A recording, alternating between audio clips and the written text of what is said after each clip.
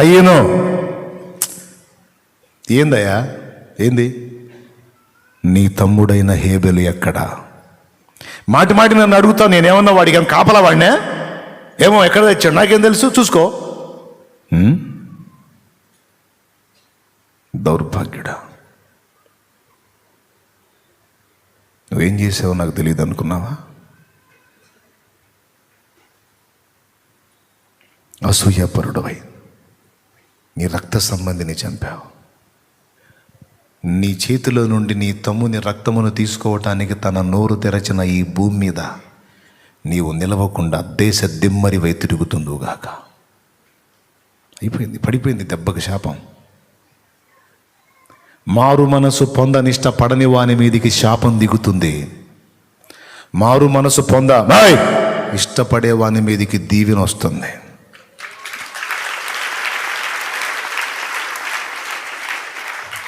బాగా చెవులు రిక్కించుకొని వినాలి, అందరూ వినాలి. నేను మీరు అందరికీ పాఠం ఇది. ఇక హేబెలు కయ్యను సంగతి అయిపోయింది. ఇక యాకోబు ఏశావుల దగ్గర కూడా ఇదే. యాకోబు ఏశావుల దగ్గర కూడా ఇదే. జ్యేష్ఠత్వం దేవుడు ఆశీర్వదించాడు. యాకోబును ముందు పంపించేవాడు. ఎందుకు యాకోబు నాపి ఏశావును ముందు పంపించింది? దీవించాడు. ఇద్దరు కవలలండి. యాకోబు ఏశావు ఇద్దరు తల్లి కడుపులో ఒకేసారి ఉన్నారు. దేవునికి తెలియదు? యాకోబును ముందు పంపించి ఏశావుని వెనక పంపించవచ్చు. కానీ దేవుడు ప్రేమించి ఏశావుకు అవకాశం ఇచ్చాడు జ్యేష్ఠత్వపు హక్కు కోసం. అంటే ఏం దీవెనో తెలుసా? అది అబ్రహాము కుమారుడు ఇస్సాకు. అబ్రహాము ఇస్సాకు, అందరూ మీరు చెప్పండి. దేవుడు ఏమన్నా, నేను అబ్రహాము దేవుడను, ఇస్సాకు అదేంది, చిన్నోడు కదా యాకోబు, జ్యేష్ఠుడు పెద్దోడు కదా. అంటే దేవుడు అనాలనుకున్నాడో తెలుసా? వరుసలో అబ్రహాము దేవుడను, ఇస్సాకు దేవుడను, వరుస క్రమంలో ఏశావు దేవుడను. అది జ్యేష్ఠత్వపు హక్కు విలువ. ఆ స్థానం పోగొట్టుకొని చిక్కుడుగాయల కూరకే, ఏం కూర, చిక్కుడుగాయలు చూస్తే భయం నాకు ఇప్పుడు కూడా. అంటే తింటాను, గోరు చిక్కుడు తింటాలే కానీ సోయా చిక్కుడు తిన్నాను. ఎందుకంటే అప్పట్లో సోయా చిక్కుడే వండి ఉంటాడని నా డౌటు. దేవునికి స్తోత్రం, హల్లెలూయా. కలగూర వంటకానికి కకూర్తి పడి ఒక పూట కూటి కొరకు, అది హెబ్రీ పత్రిక చెప్పిన మాట, ఒక పూట కూటి కొరకు తన జ్యేష్ఠత్వపు హక్కును అమ్మి వేసిన ఏశావు వంటి భ్రష్టుడు. భ్రష్టుడు అంటే తెలుసా? కోల్పోయినవాడు అని అర్థం. తప్పిపోయినవాడు, తొలగింపబడినవాడు అని అర్థం. పదవీ భ్రష్టుడు అంటే పదవి కోల్పోయినవాడు, పదవి నుండి తప్పించబడినవాడు. రాజ్య భ్రష్టుడు అంటే రాజ్యాన్ని కోల్పోయినవాడు. మత భ్రష్టుడు మతమును వదిలేసినవాడు. కులభ్రష్టుడు కులమును వదిలేసినవాడు.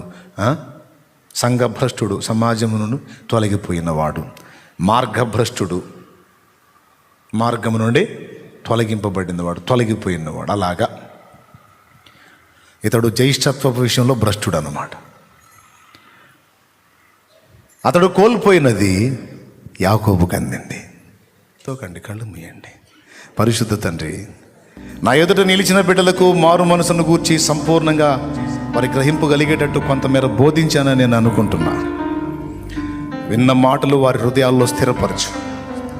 ఏ ఒక్కళ్ళు కూడా ఈ పాయింట్ని మిస్ అవ్వకూడదు. ఈ ముఖ్యమైన సమాచారం బిడ్డల మనసులోకి వెళ్లకుండా సైతానుగాడు బాగానే కుట్ర చేశాడు. కానీ వాడి కుట్రంతా యేసు నామములో విఫలమైపోవాలి.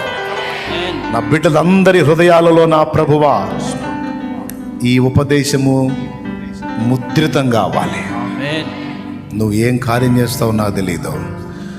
ఇప్పుడు ఉన్న బిడ్డలో, లైవ్ ద్వారా అందుబాటులోకి వచ్చిన బిడ్డలో, తరువాత వినబోతున్న బిడ్డలో మొత్తానికి ఈ వార్త అందేటట్టు చేయి తండ్రి.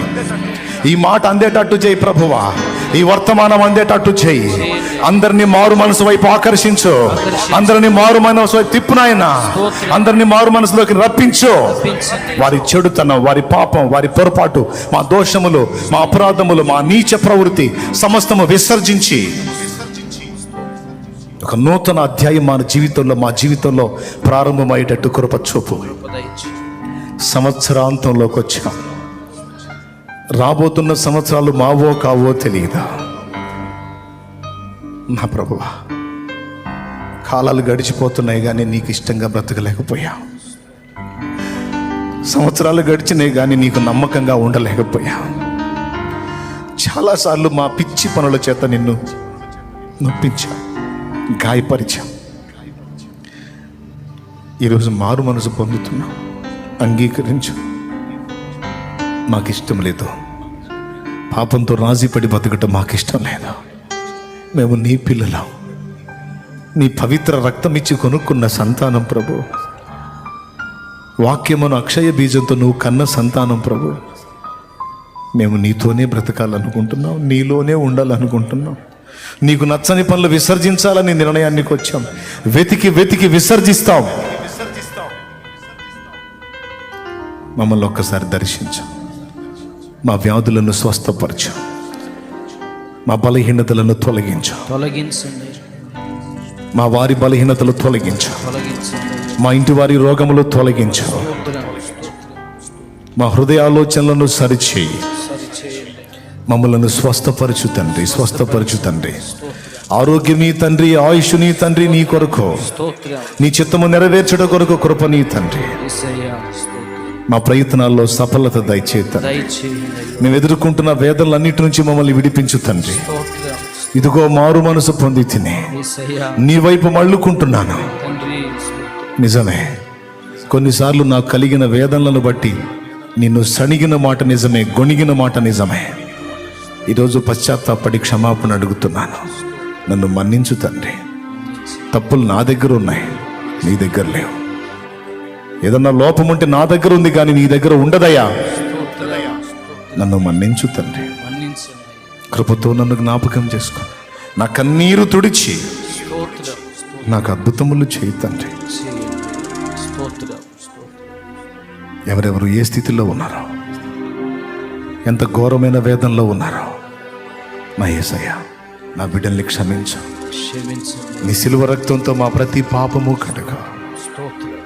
చెప్పుకోలేని బాధలు, చెప్పినా వినే దిక్కు లేక అలమటించేవారు, కన్నీళ్ళే అన్నపానాలుగా బ్రతుకుతున్నవారు, కనీసం కుటుంబంలో ఉండి చెప్పుకుంటే అర్థం చేసుకునే మనుషులు లేక బాత్రూంలోకి వెళ్ళి ఏడ్చుకునేవాళ్ళు, బెడ్రూమ్లోకి వెళ్ళి తలగడలో ముఖం పెట్టుకొని గోడున ఏడ్చుకునేవాళ్ళు, దుప్పటి కప్పుకొని ఆదరణ లేక అలమటించేవారు, ఏడ్చేవారు.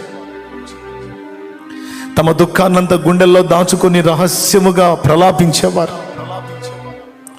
నా బిడ్డలు ఎవరెవరు ఏ ఆక్రందంలో, ఆవేదనలో నలుగుతున్నారు, ఏ అవమానాల్లో, ఏ దుఃఖాల్లో ఉన్నారు, నా యేసయ్య అందరి జీవితాలు తెలుసు నీకు.